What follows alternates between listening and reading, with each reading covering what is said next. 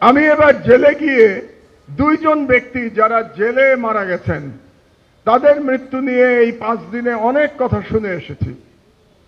বিগত ফ্যাসিবাদী সরকারের আমলে তারা মৃত্যুবরণ করেছেন, কিন্তু আমাকে জেল থেকে যেটা বলা হয়েছে 2 জনকেই হত্যা করা হয়েছে। এটা জেলের 90% কয়েদিদের ধারণা, যে আমি নাম বলছি আপনাদেরকে একটু পরে, যে 2 জনকেই ফ্যাসিবাদী সরকার হত্যা করেছে। তার মধ্যে একজন আমার বন্ধু, আমার ক্লাস ফ্রেন্ড, বুয়েটের ছেলেরা আজকে এখানে আছে, তোমরা জেনে রাখো, যার কথা বলছি সে বুয়েটের ছাত্র, বুয়েটে আমার ক্লাস ফ্রেন্ড ছিল। তার নাম lieutenant general major brigadier general রহিম।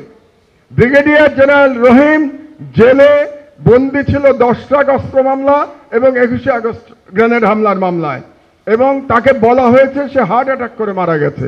কিন্তু আমাকে বলা হচ্ছে যে তার হার্ট অ্যাটাক হয়েছিল, তারপরে তার চিকিৎসা করা হয়নি। এখানে ডাক্তার একজন বসে আছে, ডাক্তার সালাউদ্দিন, তাকে যখন আইসিইউতে নিয়ে গেছে, আইসিইউ এর বিদ্যুৎ বন্ধ করে দেওয়া হয়েছিল, পাওয়ার ছিল না, আইসিইউতে কোনো ইলেকট্রিসিটি ছিল না, 2 থেকে 3 ঘন্টা ইলেকট্রিসিটি ছিল না। ওইখানে ওই অবস্থায় ব্রিগেডিয়ার জেনারেল রহিম মারা গেছে, রীতিমতো ছটফট করতে করতে মারা গেছে। এটা আমাকে একজন কয়েদি বলেছে, সত্য মিথ্যা আমি জানি না, আমি শুধু বললাম এই একজন। আর দ্বিতীয় ব্যক্তি বিএনপির নেতা নাসিরউদ্দিন পিন্টু। নাসিরউদ্দিন পিন্টুকেও বলা হয়ে থাকে রাজশাহী জেলে তাকে হত্যা করা হয়েছিল।